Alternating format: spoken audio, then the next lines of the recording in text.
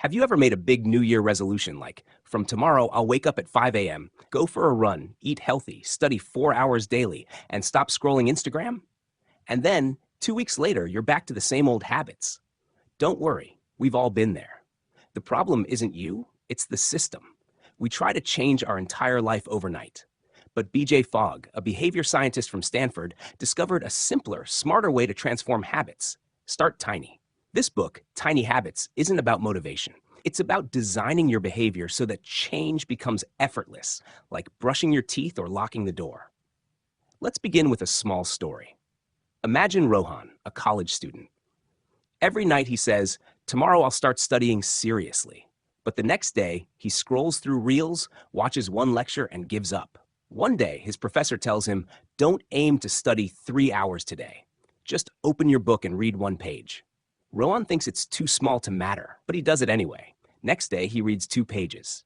Then 5. Within a month, he's studying an hour daily without even planning it. That's the power of tiny habits. Small actions done consistently grow automatically, like seeds turning into trees. BJ Fogg says there are 3 elements of any behavior: motivation, ability, and prompt. Let's take an example. You want to start exercising. Motivation: I want to be fit. Ability: can I do it easily? Prompt: what reminds me to do it? Now, most of us rely only on motivation, but motivation is unreliable. Some days you feel super energetic, other days you just want to sleep. That's why habits should depend on ability and prompt, not on motivation.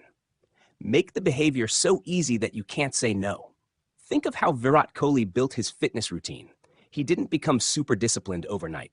He started by making small choices: eating cleaner, sleeping better, adding short workouts. Over time, those tiny steps made him one of the fittest cricketers in the world. Now imagine you want to start working out.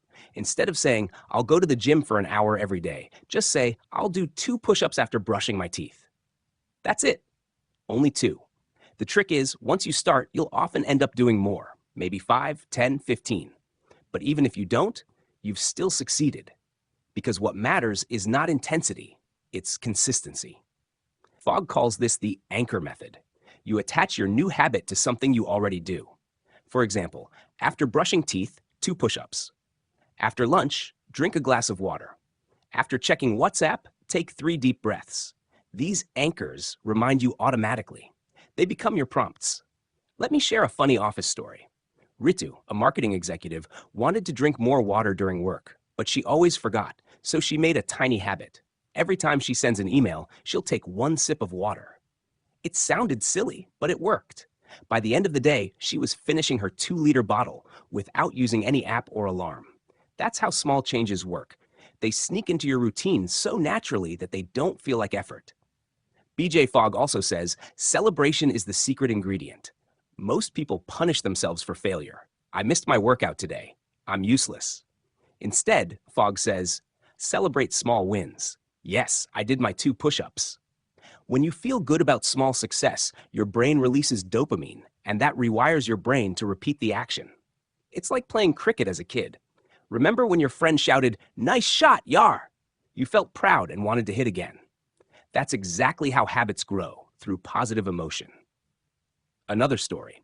Priya, a homemaker, wanted to start meditating daily, but with kids, cooking, and chores, she never found time. Then she used the tiny habit formula. After making tea in the morning, she would sit quietly for just 1 minute. 1 minute. That's all. Slowly, that 1 minute became 5, then 10. In a few weeks, it became a peaceful part of her day. That's the magic of starting tiny. Now, here's an important truth. Big habits often fail because we connect them to guilt and pressure. Tiny habits succeed because they feel easy and satisfying. You can apply this to anything: fitness, studying, relationships, even mental peace.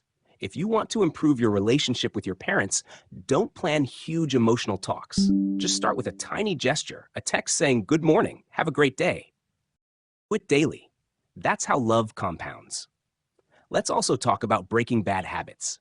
Fogg says, you don't stop bad habits by willpower. You change the environment. For example, if you want to stop eating chips, don't keep them at home. If you want to study more, keep your books on the table, not inside the cupboard. If you want to use your phone less, keep it in another room while sleeping. Don't fight your bad habits. Make them inconvenient. Think of it like cricket practice.